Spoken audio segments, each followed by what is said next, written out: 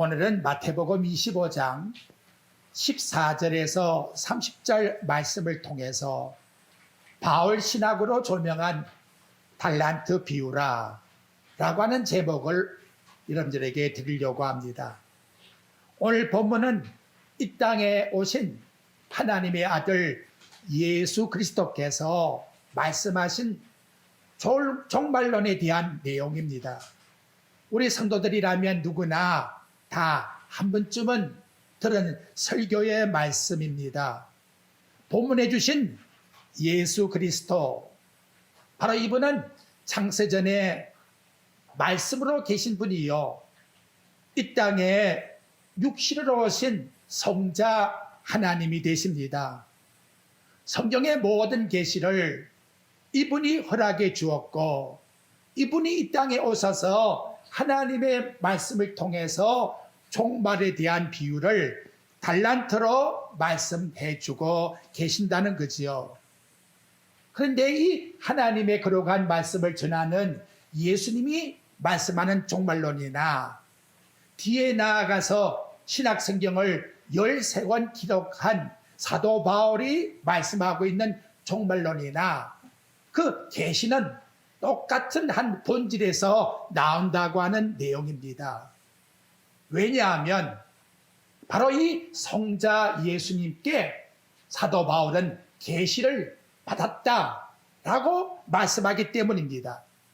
갈라디아서 1장 1절에 보게 되면 사람에게 난 것도 아니요 사람으로 말미암은 것도 아니요 오직 그리스도와 죽은 자 가운데서 살리신 하나님 아버지로 말미암아 사도된 바울은 그래서 그리스도를 통해서 이 계시의 말씀을 받았다라고, 그러니까 여기 나타나고 있는 이 마태복음 25장의 종말론의 내용이나 그리고 신약에 나아가서 사도 바울이 일러주는 말씀의 종말론이나 전혀 차이가 없는 한 관점에서 해석을 해야 되고 믿어야 된다는 것을 먼저 우리 마음속에 생각을 하셔야 되겠습니다.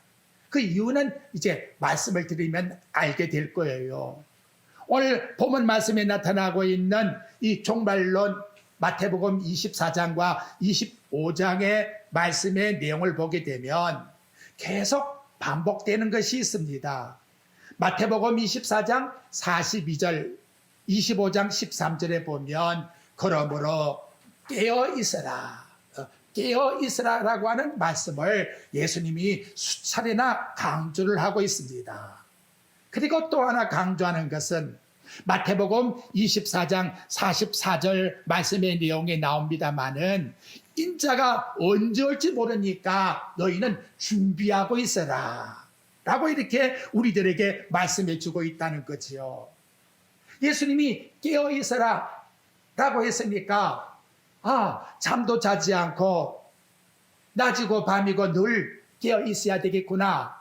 만약 이렇게 내 자신이 성경을 바라본다면 이건 어불성설이지요. 누가 봐도 잘못된 해석이라고 말씀할 수가 있을 겁니다. 그걸 사도 바울이 신약에서 바울 서신에서 자세하게 성경적으로 풀어주고 있다는 거예요. 그래서 데살로니가 전서 5장 10절 말씀에 보면 예수께서 우리를 위하여 죽으사 우리로 하여금 깨어 있든지 자든지 자기와 함께 살게 하려 합니다. 정확하게 바울 서신에서 예수님의 교훈을 풀이로 설명을 해주고 있다는 거지요. 나가서 활동을 하든지 아니면 밤에 잠을 자든지 늘 그리스도 안에서 내가 살고 있다 하는 그 믿음을 가지고 살아가는 것, 그것이 바로 우리 예수님께서 깨어있으라 라고 하는 말씀의 내용이라는 것을 우리에게 가르쳐주고 있다는 거예요. 자, 그렇다면 이제 오늘 여기 우리에게 말씀해주고 있는 내용을 우리 공력이라고 하는 그런 마음을 가지고서 만약 이걸 생각하게 되면 준비하라는 것을 우리 하나님 앞에 구원받는 준비가 내게 있어야 되겠구나 라고 생각해서 내가 이 세상에서 천국 가기 위해서 준비를 열심히 해야지. 만약 그런 마음을 가지고 공력 구원으로 생각하게 된다면 결국 마태복음 7장에 나오는 말씀과 같이 예수님 앞에 결선할 때에 우리 예수님이 모른다고 한다는 거예요. 그러면 이거 무슨 말씀을 우리에게 말해주고 있느냐? 준비하라고 하는 이 말씀이 분명히 사도 바울의 서신을 통해서 우리에게 본다면 그 내용이 우리의 공력을 가지고서 천국 가기 위해서 준비한다는 그런 의미가 전혀 아니라는 거지요. 에베소 2장 8절 말씀에 사도 바울이 하신 말씀을 보면 너희가 그 은혜로 인하여 믿음으로 말미암아 구원을 얻었나니 이것이 너희에게서 난 것이 아니요 하나님의 선물이라고 말씀합니다. 우리가 천국 가기 위해서 가지고 있는 준비성은 이미 그리스도를 통해서 우리에게 그냥 선물로 주셨다는 거예요. 만약에 공력으로서 내가 준비한다 그렇다면 예수님이 이 땅에 오실 이유가 없고 십자가상에 죽을 이유가 전혀 없다는 것이지요. 그러니까 여기 준비하라고 하는 이 말씀의 내용을 오늘 이 성경에 나타나고 있는 말씀에서 바울이 뭐라고 우리에게 일러주고 있느냐, 그리고 여기서 나타나고 있는 본문이 우리들에게 무엇을 일러주고 있느냐, 그 정확성을 나와 여러분들이 깨닫게 하기 위해서 오늘 이 본문의 말씀을 통해서 여러분들에게 일러주고자 합니다. 그러니까 마태복음 7장 13절에도 너희들은 좁은 문으로 들어가라, 좁은 길로 들어가라 하는 그 말씀도 내가 좁은 문으로 들어가기 위해서 열심을 다해야 되겠구나 라고 생각하면 안 된다는 거지요. 좁은 문, 좁은 길은 이미 그리스도라는 사실을 우리들에게 가르쳐주고 있다는 거예요. 그러니까 오늘 이 한 시간도 구원의 코드를 잘못 알고 예수 믿게 되면 바라보는 성경적 해석이 잘못된 관점으로 흘러가게 된다는 사실을 나와 여러분들이 기억해야 합니다. 만약 여기 예수님께서 예비하고 준비하라는 것을 인간의 공력으로 해석한다면 예수님이 십자가상에 함께 된 구원받은 강도의 모습을 보십시오. 그분은 언제 준비하고 어떻게 무엇을 준비했길래 천국에 들어가고 있습니까? 그분은 전혀 준비한 게 없어요. 십자가상에서 단지 옆에서 돌아가시는 그리스도를 믿음으로 그래서 함께 낙원에 있으리라고 우리에게 말씀해 주고 있다는 거지요. 그러니까 성경은 구약이든지 신약이든지 모든 것이 일맥상통합니다. 한 뜻으로 우리들에게 말씀해 주고 있다는 거지요. 어느 때가 한 번은 학생이 목사님에게 물어봤대요. 그래서 구약은 성경이 이렇고 신약은 이런데 어떻습니까? 하고 물었더니 죄송해요. 구약에 나오는 내용은 틀렸고 신약의 말이 맞다고 그러더래요. 참 이거 어처구니가 없지요. 여러분 이렇게 바라보면 절대로 안 된다는 거예요. 예수님 말씀은 맞고 바울의 말은 틀렸다 이렇게 생각하면 절대로 안 된다는 거예요. 예수님도 즉시 믿음으로 구원받는다고 말씀해요. 요한복음 5장 24절에요. 내가 진실로 진실로 아멘 아멘 전혀 거짓말하지 않는다 너희에게 이르노니 내 말을 듣고 또 나 보내신 이를 믿는 자는 영생을 얻었고 이미 영생을 받았다라고 예수님이 우리에게 말씀하면서 심판이 이르지 아니하고 사망에서 생명으로 옮겨졌다라고 신이 예수님이 그와 같이 말씀을 하고 계신다는 거지요. 바로 그러한 의미에서 좁은 문도 좁은 길도 들어가라는 이유가 뭐냐? 좁은 문, 좁은 길 대신은 그리스도를 믿으라 그 말이에요. 믿는 자가 적다는 말이지요. 오늘 나와 여러분에게 이 사실을 깨달으면서 계시를 주신 그리스도나 계시를 받은 사도 바울이나 모든 관점이 동일한 관점 속에서 우리에게 일러주는 교훈이다 하는 걸 나와 여러분들이 꼭 명심하시면서 이제 예수님께서 예비하고 있으라고 하는 그 말씀의 뜻이 뭘까? 바로 그것을 이 마태복음 25장 말씀 속에서 살펴보고자 합니다. 자, 오늘 본 말씀 14절하고 19절 내용을 한번 비교해 보십시오. 14절 말씀. 또 어떤 사람이 타국에 갈 때 그 종을 불러 자기 소유를 맡긴과 같으니 타국에 가는 주인이 모습이 나오지요. 그런데 타국에 간 그 주인은 반드시 어떠하냐? 19절 말씀에 보니까 이것이 있다는 거예요. 오랜 후에 그 종들의 주인이 돌아와 그들과 결산할세. 그러니까 예수님이 이 땅에 초림으로 오실 때가 있는가 하면 구원의 사역을 다 마치고 성천하셨기 때문에 다시 이 세상에 무슨 날이 있다? 재림의 날이 있다. 그러니까 예비하고 있으란 그 말은 뭐냐? 우리 예수님의 종말이 있다는 사실을 늘 인식하면서 살아가라. 그것을 우리들에게 예비하라고 하는 신앙으로 주고 있다는 거예요. 마태복음 24장 36절에 보면 언제 우리 예수님이 오시려는지 그때와 시는 아무도 몰라요. 천사도 그리고 인자도 오직 아버지만 아신다 라고 이와 같이 말씀하고 있습니다. 분명한 것은 반드시 그날이 온다는 것을 구원받은 하나님 자녀들은 마음속에 예비성 알고 있다는 거예요. 알고 있다는. 그걸 알고서 생활한다는 거예요. 그것이 예비한다라고 하는 말씀의 뜻이라는 거예요. 데살로니가 교회를 보면 데살로니가 전서 5장 2절에 이렇게 말씀해요.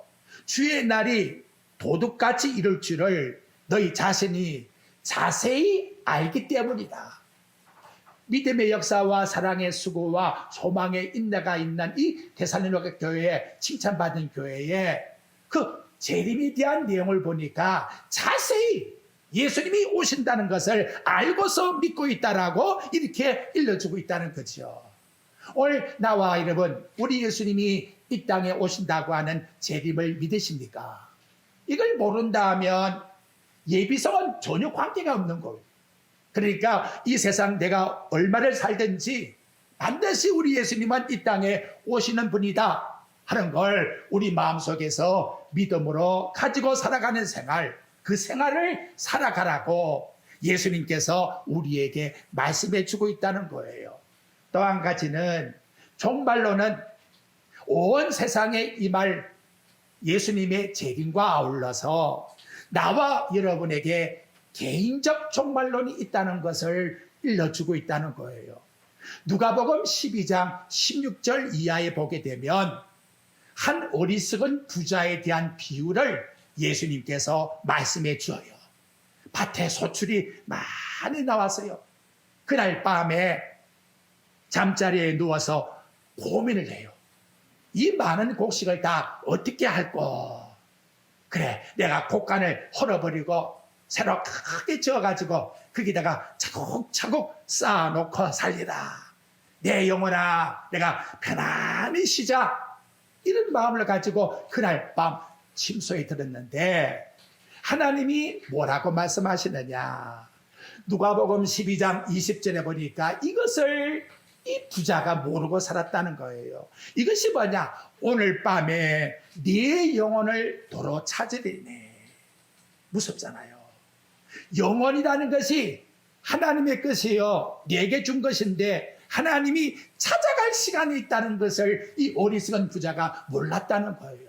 그날 밤에 그 영혼을 찾아가니 가지고 있는 그 모든 소유가 무슨 의미가 있느냐 하고 우리 예수님께서 각 개인에게 하나님 앞에 종말이 있다는 사실을 우리에게 일러주고 있다는 거지요. 지난주 여러분들에게 드린 말씀 있잖아요. 그 복의 코드, 구원의 코드는 오직 그리스도 십자가의 보혈을 아는 자가 구원의 코드를 가진 자라고 했습니다. 그렇다면 구원의 코드를 통해서 구원받은 자와 구원받지 못하는 자의 차이점이 뭘까요? 구원의 코드를 모르게 되면 개인의 종말에 대한 이후의 사실을 몰라요. 그래서 나온 말이 뭐예요? 늙어서 못나나니 젊어서 놀자. 이렇게 노래가 나오게 된다는 거지요. 아울러서 세상의 종말에 그리스도가 오신다는 사실도 전혀 모른다는 거예요. 하지만 종말을 아는 자는, 여러분 구원받은 강도를 보십시오. 분명한 종말을 십자가상에서 알고 있어요. 그래서 중앙에 있는 예수님께 뭐라고 하느냐, 당신의 나라가 임할 때에 나를 생각해 달라고. 딱 여기 해석과 맞잖아요. 그러니까 깨어서 준비한다고 하는 말은 비록 몇 시간을 예수 믿어도 종말에 대한 사실을 분명히 그의 나라가 있다는 것을 알고서 믿는다는 걸 성경은 우리들에게 나타내주고 있다는 것이지요. 바로 이러한 삶의 생활을 나와 여러분들은 예비해라, 늘 우리 마음속에 가지고 살아가라고 말씀해주고 있습니다. 세상은 이러한 관점이 아닙니까? 얼마나 육체의 정욕과 안목의 정욕과 이생의 자랑에서 놀고 있나 이 말이지요. 여러분 생각해 봐요. 내세의 영혼에 포장집이 있다는 것과 그걸 모르는 자의 차이점은 엄청난 차이가 나는 거예요. 이 세상에 아무리 모든 걸 다 모으고 모든 걸 다 가지고 모든 것에 높은 지위에 있다 할지라도 결과에 가면 세상 것 취하고 세상에 놀다가 적시는 그것만이 최고의 낙이라고 생각하는 거예요. 영화를 잘 제작해가지고 미국에 가서 7개인가 8개인가 상을 탔어도 그 사람들 하는 말이 뭐예요? 오늘 밤에는 취할 때를 한번 취해보자고. 이게 차원이 다른 거예요. 오늘 나와 여러분께 정말 중요한 것은 내 영혼을 점검해 보아야 돼요. 내 영혼에 정말 종말을 알고 있느냐, 그리고 우리 주님 오실 날을 알고 있느냐, 이것이 바로 택함 받은 자와 받지 않는 자의 차이점이라고 우리에게 일러줍니다. 두 번째 예비하고 있으라는 것은 오늘 14절 말씀 다시 한번 보십시오. 또 어떤 사람이 타국에 갈새 그 종들을 불러 자기 소유를 맡긴과 같으니, 청지기 의식이 이들에게 분명하다는 걸 우리들에게 보여주고 있다는 거지요. 여기 어떤 사람이라는 것은 곧 예수 그리스도시지요. 그분이 성천하시면서 그 종들에게, 이 땅의 모든 하나님의 자녀들에게 자기 소유를 맡겼다. 그러니까 오늘 본문 말씀의 내용을 통해서 내 모든 것은 내 것이 아니고 주인님이, 그리스도께서 나에게 일단 맡긴 것이구나.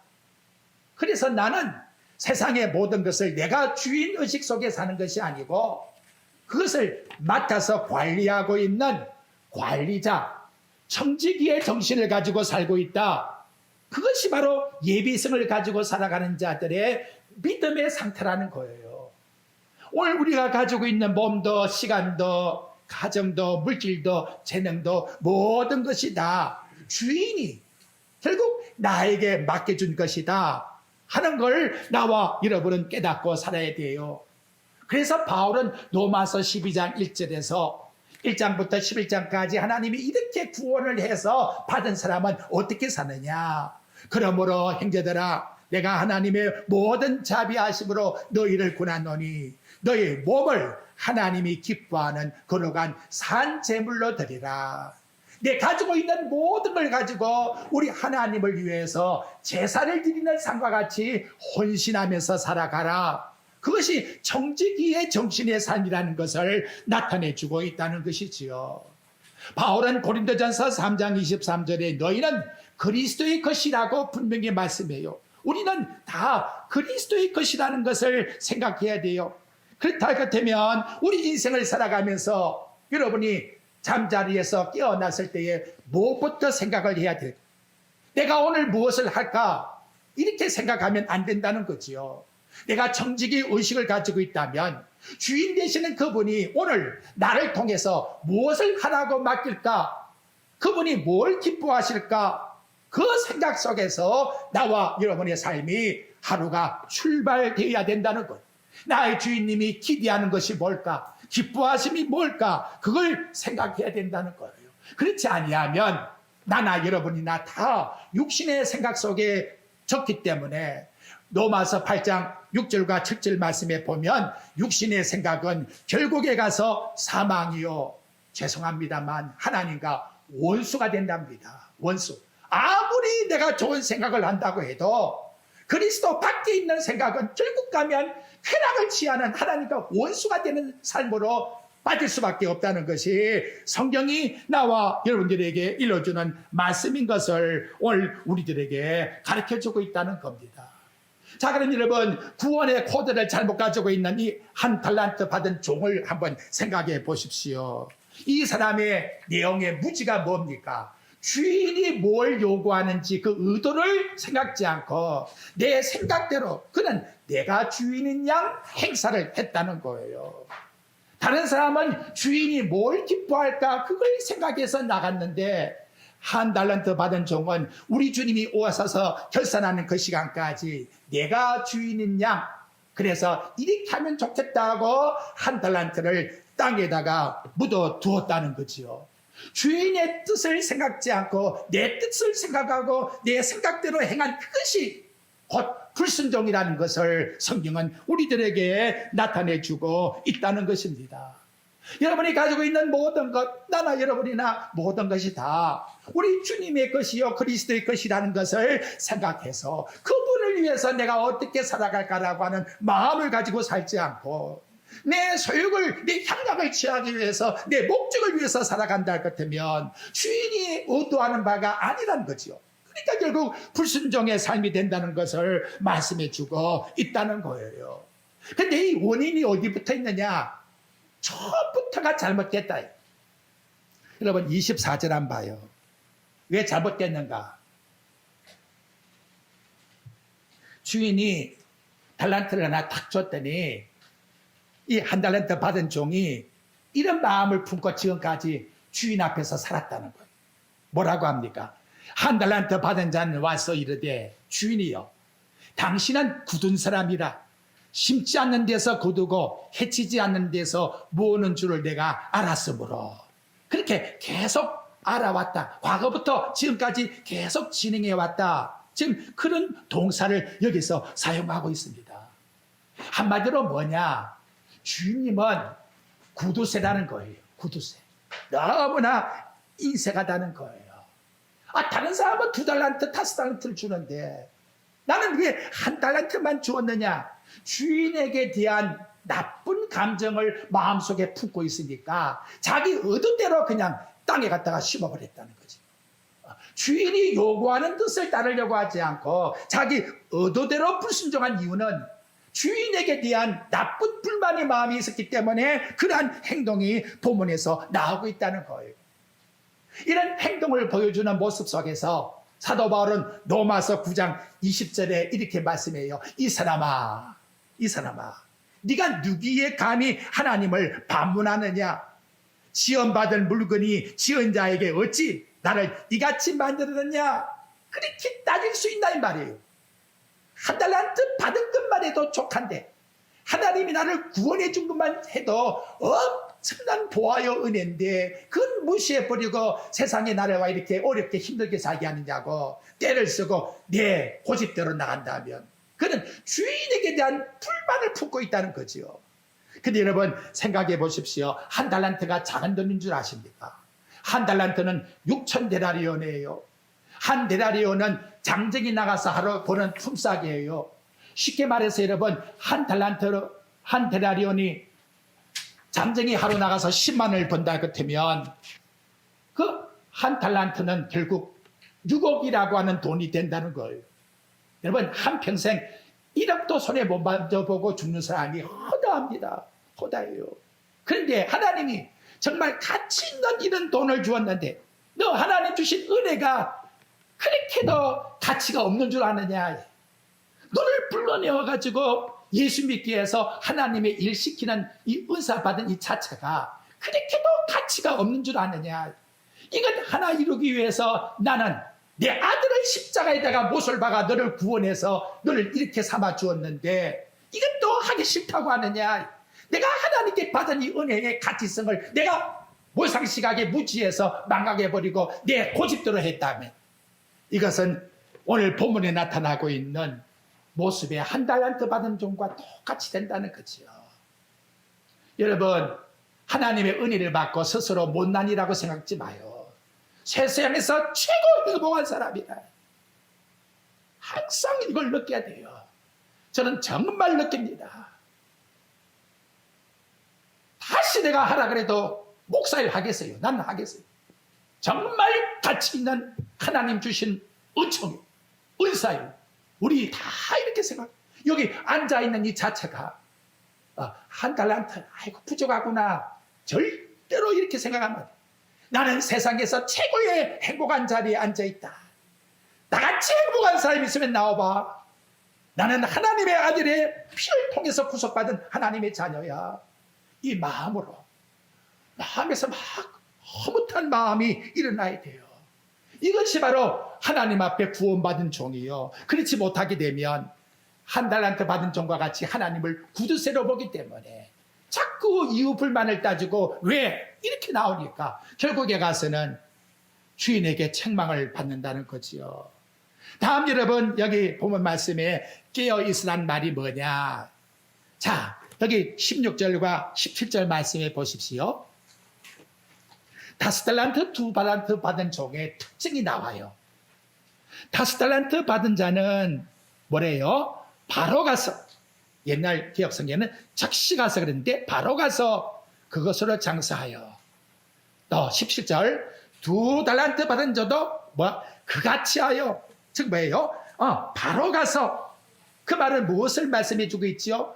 2달란트, 5달란트 받은 종은 주인이 이 돈을 왜 내게 맡겼는지 그 의도를, 그 목적을 알고 있다는 거지요. 그죠? 그러니까 뭐한다?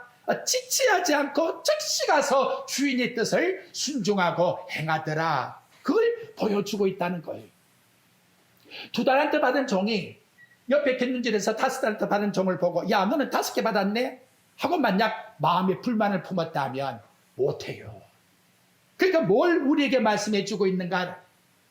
하나님 앞에 구원의 코드를 가지고 있는 사람은 적게 받았든 많이 받았든 양을 가지고서 따지는 문제가 아니라는 거예요. 하나님 앞에서 맡겨준 그 은혜를 가지고 오히려 감사함으로 그 작은 일이랄지라도 충성하는 삶을 가지고 살아간다는 것을 오늘 우리들에게 말씀해 주고 있다는 거예요. 여기 21절 말씀의 내용에 나타나고 있죠. 거기 보십시오. 그 주인이 이르되 잘하였도다 착하고 충성한 종아. 그러면서 뭐라 해요? 네가 작은 일에 충성하였으며. 우리가 아무리 큰 충성을 한다 할지라도 하나님 앞에서는 자그마한 뿐이지요. 하지만 작다 할지라도 우리 하나님 나에게 맡긴 것이라고 2달란트 받은 종이나 5달란트 받은 종이나 하나님 앞에 자리와 위치와 신분과 직체와 양을 중시하는 것이 아니라 내 삶의 본질이 하나님 앞에서 성실하게 하나님을 위해서 신앙으로 살아가는 것, 이것이 준비성을 가지고 있는 신앙생활의 모습이라는 것을 오늘 나와 여러분들에게 나타내주고 있다는 것입니다. 여러분, 시편 84장에 나아가 아사비의 신앙생활을 보십시오. 나는 하나님의 궁중에서 하루 사는 것이 세상에 첫날 사는 것보다도 더 행복합니다. 여러분, 그런 마음에 가치성이 있습니까? 나 세상에 일주일 사는 것보다도 하나님 앞에 예배드리는 이 한 시간이 더 가치가 있다고. 그리고 또 하는 말이 뭐라고 하느냐. 나는 하나님의 전에 나와 문지기 하는 것이 최고도 좋소이다. 저 밖에 나가서 안내원으로 세워놓으면 투덜투덜 내가 왜 안내원이 돼서 이런 마음 품은 것이 아니야. 그저 하나님 감사하다고. 나를 이렇게 하나님이 직분을 주어서 하나님께 직책을 맡겨주었으니 너무나 감사하다고, 이러한 마음을 가지고 살아가는 삶이 바로 그의 나라와 그를 구하는, 그분이 오신다고 하는 준비성을 가지고 살아가는 성실한 삶의 형태인 거예요. 자연히 행함의 모습이 열매로 드러나게 되는 것이지요. 미국에 존경받는 그 마틴 루터 킹 목사님, 그 어머님이 어릴 때에 루터 킹에게 한 말이 있어요. 너는 항상 작은 일에 충성한 자가 되라. 그렇게 교훈을 해주었다는 거예요. 어릴 때에 루터 킹 목사가 어머니에게 큰 꿈을 나는 이루겠다고 말하게 되면 너 청소부터 잘하는 아이가 돼야 돼. 그렇게 일러줬다는 거예요. 그러면서 한 말이 있어요. 루터 킹아, 너는 청소할 때에 마치 영국의 셰익스피어가 글을 짓었던 그런 진념을 가지고 있었던 그 모습처럼 너 한번 청소해 보아라. 베토벤이 그 노래를 작곡할 때에 심중을 기렸던 그런 모습을 가지고 너 한번 청소해 봐. 그것이 바로 하나님이 원하시는 것이야. 그런 성장 속에서 루터킹 목사님이 목사가 되었는데, 이분이 하루는 새벽기를 마치고 밖에 나갔는데 밖에 흑인 여인이 투덜거리면서 빗자루를 가지고 피를 쓸면서 하는 말이, 나는 왜 흑인으로 태어나가지고 남들은 다 잠을 자고 있는데 이 새벽에 나가서 이렇게 쓰레기를 쓸어야 될고, 그러더라는 거예요. 그래서 이 목사님이 한 말이 있어요. 여보세요, 하나님이 당신에게 하나님 나라의 정원의 한 모퉁이를 지금 쓰으라고 하고 계시는데 그 자부심을 왜 안 가지십니까? 이렇게 말했다는 거지요. 여러분, 준비성이라는 것을 무슨 특별하게 생각하지 마시고 하나님이 나에게 맡겨준 모든 은사에 있어서 주님께 하듯 해라, 그 말이. 주님께 하듯 해라. 골로새 3장 23절에 보면 무슨 일이든지 주께 하듯 하면 절대 상급을 잃지 아니한다. 이게 준비성이에요. 무슨 일을 행하든지 모든 것이 다 하나님 앞에 드리지는 예배관이에요. 이런 마음을 가지고 하면 반드시 하나님이 상급을 주시겠다고 바울 신학에서 말씀을 해주고 있다는 거지요. 그러면 하나님의 아들의 모습을 볼까요? 30세 되기까지 목수일에 얼마나 집념을 다했습니까? 그런데 제가 항상 볼 때마다 놀라운 것은 요한복음 20장 7절 말씀에 보면 예수님이 부활한 다음에 자기가 누워 있었던 그 싸고 있던 헝겊과 베개를 어떻게 했을까? 성경이 그거를 설명을 해주고 있더라고요. 또 머리로 쌌던 수건은 세마포와 함께 놓이지 않고 따로따로 딱 분리를 했다는 거지요. 그리고 딴 곳에 쌌던 대로 놓여 있더라. 왜 이런 말을 했을까? 우리 예수님의 그 하나하나의 조그만 일이라도 성실성을 가지고 얼마나 그 생활이 있어서 하나님 앞에서 성실하게 살았는가를 오늘 우리들에게 보여주는 본문이 아닌가, 그렇게 생각을 해요. 양의 문제를 따지지 마시고 내 마음을 생각하시고 내가 가지고 있는 삶 속에서 최선을 다하는 그와 같은 충성심을 생각해 보십시오. 죄송합니다. 여러분은 오늘 아침에 여러분의 누워 잤던 이불을 어떻게 해놓고 나왔는지요? 예수님이라면 차곡차곡 지어놓고 분리해서 깨끗하게 한 다음에 부활하셨다라고 오늘 나와 여러분들에게 말씀해 주고 있습니다. 무슨 일을 행하든지 우리 하나님의 영광을 위해서 하루하루를 살아가는 이 삶의 최선의 삶이 곧 하나님 앞에서 예비하는 구원받은 자의 삶이라는 것, 이르기 위해서 시간도 주었고 물질도 주었고 또 재간도 주었고 나와 여러분에게 건강도 주었다는 것, 남과 비교할 필요가 없어요. 내게 준 그 분량 속에서 내가 최선을 다한다 할 것이면 우리 하나님은 바로 그걸 보시고 2달란트 받은 정도 똑같이 5달란트 받은 것과 같은 칭찬을 해 주었다는 걸 우리에게 말씀해 주고 있습니다. 결론적으로 구약의 성군이라고 하는 다윗 왕은 어떻게 살았을까요? 시편 145장 1절과 2절에 이렇게 고백합니다. 왕이신 나의 하나님이여. 여러분, 아침에 일어나서 이렇게 한번 해봤어요. 왕님이여, 나의 왕이십니다. 이렇게 고백을 해보았나 이봐요. 내가 오늘 주를 높이겠나이다. 그 높임도 영원토록 주의 이름을 송축하겠나이다. 내가 오늘 어딜 가든지 주의 이름을 높여드리고 그 이름을 찬양하면서 내가 살겠나이다.